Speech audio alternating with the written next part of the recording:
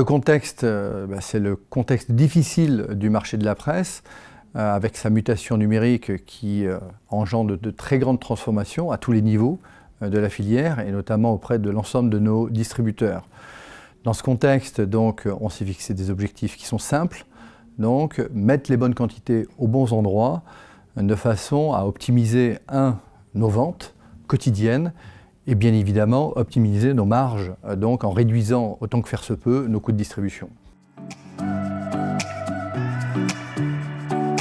Bon, il répond pour moi à nos attentes sur 2 points.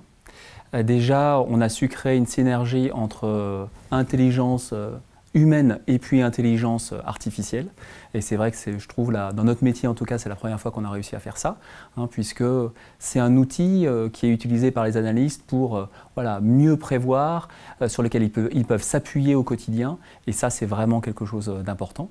C'est l'innovation au service d'un métier vieux, entre guillemets, qui nous permet de travailler plus vite, de travailler mieux, et puis surtout de travailler de manière plus économique, puisque l'objectif fixé à l'outil, c'est réduire les quantités mises en place sans perte de vente. Et c'est dans cette optique-là qu'on a développé l'ensemble de la philosophie du projet.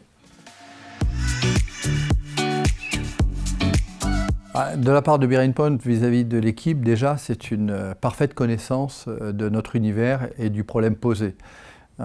Cette bonne connaissance a permis aux équipes de l'équipe de se livrer facilement et de pouvoir avoir du coup un échange très constructif entre la solution proposée et l'univers dans lequel elle devait s'inscrire.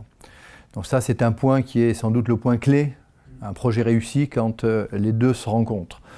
Enfin, ce que je tiens vraiment à mettre en avant, c'est la vitesse à laquelle la solution assez innovante a été proposée, la vitesse à laquelle elle a été réceptionnée par les équipes, ensuite une marche à blanc qui a duré à peu près 2 mois, et puis une mise en production effective depuis le 1er janvier de cette année. Donc tout ça s'est fait dans une période, je dirais, courte, mais dense, et qui permet donc justement de garder les gens sous tension, et d'obtenir un résultat, après ça, le plus concret possible. Alors, observer déjà, et ça c'est très factuel, c'est un gain de temps considérable. L'outil a permis aux analystes de travailler beaucoup plus vite, donc de passer plus de temps sur des analyses que nous n'avions pas le temps de faire avant. Le deuxième résultat effectif, c'est quand même une proposition point de vente par point de vente qui, dans la grande majorité des cas, est cohérente. Après, elle ne prend pas en compte l'actualité, mais je dirais que ça, ce n'est pas un problème. On a des analyses pour ça qui doivent justement se baser sur la proposition Nitro pour rendre une copie la plus proche possible de l'actualité. Ensuite, concernant tous nos critères de gestion, on en a 2 dans la profession, le taux d'invendu et le taux de rupture. C'est évidemment sur ces cibles-là qu'on va juger l'outil. Pour l'instant, il est un peu trop tôt pour se dire voilà, on a gagné, c'est bien parti.